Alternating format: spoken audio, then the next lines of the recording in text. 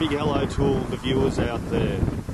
My name's Malcolm Legg, I'm an ecologist, and the reason why you are watching me is because I've become extremely alarmed about the Brumby government's proposed peninsula route. So I've had a drive through, and it seems that the route is going right through the last remaining biolink or wildlife corridor remaining in Frankston, in the city of Frankston. Not only that, it links up Seaford foreshore with Seaford Swamp, then runs through all these beautiful little reserves out at Seaford, up to the Pines Flora and Fauna Reserve, and then goes through that, past Langwarrin Flora and Fauna Reserve, and down through Westerfield. And that's where we are at the moment. We're at Westerfield, and guess what? The biolink's going right through this property. This property is Heritage Victoria listed, but they're still putting it through.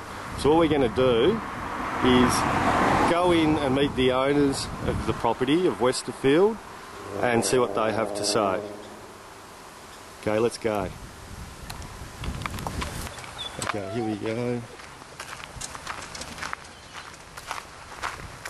Just walking up to the entrance. I'm going to knock on the door.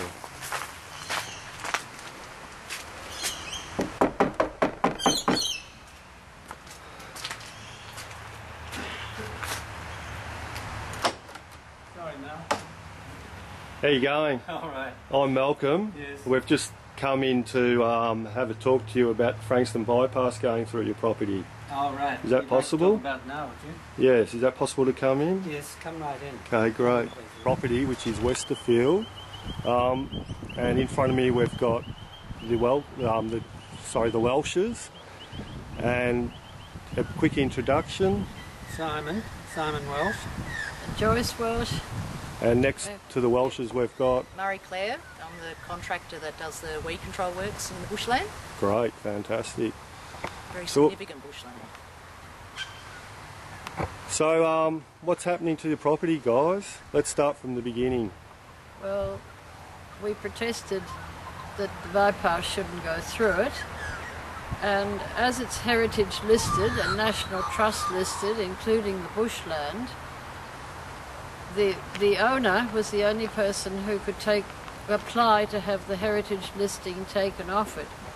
So the government has acquired the land by Government Gazette, so they are now the owner, and they have applied to Heritage Victoria to have the heritage listing taken off the 2.656 hectares of endangered grassy bushland, which is the bushland in question. Right. So this property's been put on the Heritage Victoria list for a reason. And what's that reason? Because could we go back to maybe who was the original owner and a bit of a talk on that? Yes, the original owner was Russell Grimwade.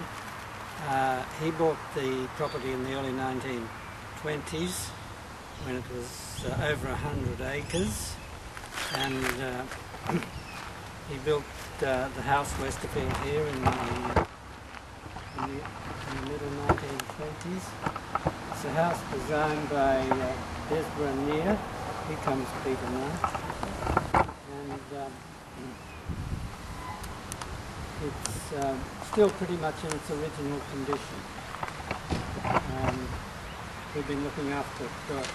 Joyce family bought Westerfield in 1957, and so we've been looking after some property since they died, and overall Joyce's family's lived here for over 50 years. And 1957 was before 59, sorry, 59. 1959 was before. So Joyce, is the gardens original too? The gardens around the property? Were they set up by Russell Grimwade too? yes, they are. There's the two orchards, his lemon trees, which he planted on a citrus bank for good drainage. But the garden has changed over the years, and we can't quite work out why, but I think what happened was he had 4 gardeners, and he always liked to produce things that he could sell and make the property pay. And then when the war came, they changed to the production of drugs for the war effort, like poppies for opium. So Australia became self-sufficient in opium when they couldn't import it from overseas. And the staff in the garden were all put to working in the paddocks. It wasn't actually for opium, it was the other. Oh, did I say opium? I'm sorry. That's okay. Sorry, I mean, it's morphine. It's Morphine. Morphine. Yes. Yes. So it's got a massive heritage to it, this property.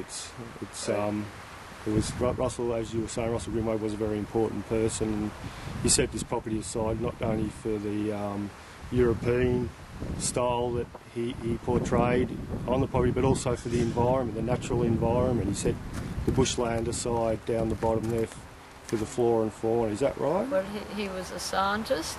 He experimented in different oils and the different plants and their oil content. And he was very interested in acacias, eucalypts. He produced the first anthology of the eucalypts. He planted all these various types of eucalypts from all around Australia. But the bushland he preserved as it was, as natural bushland from this area. And he never encroached on it. He put the big dam in there, which was a wading dam for water birds, as well as a wonderful drinking source for all the other fauna of the bushland. And he valued it highly. He was a passionate environmentalist.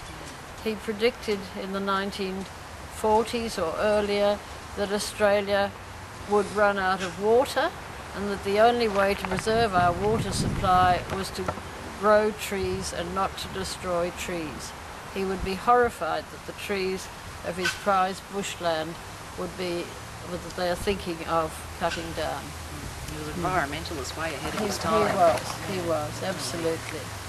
It just goes to show you that he was a very passionate person, and for someone back then to be thinking down those lines of obviously he must have also realised back then that Frankston would be subdivided and turned into houses and there'd be no bushland left, which is pretty much what has happened, because we've got probably less than 10% of bushland, natural bushland. But that's why it's insanity that this is happening, that this beautiful, intact bushland is being destroyed.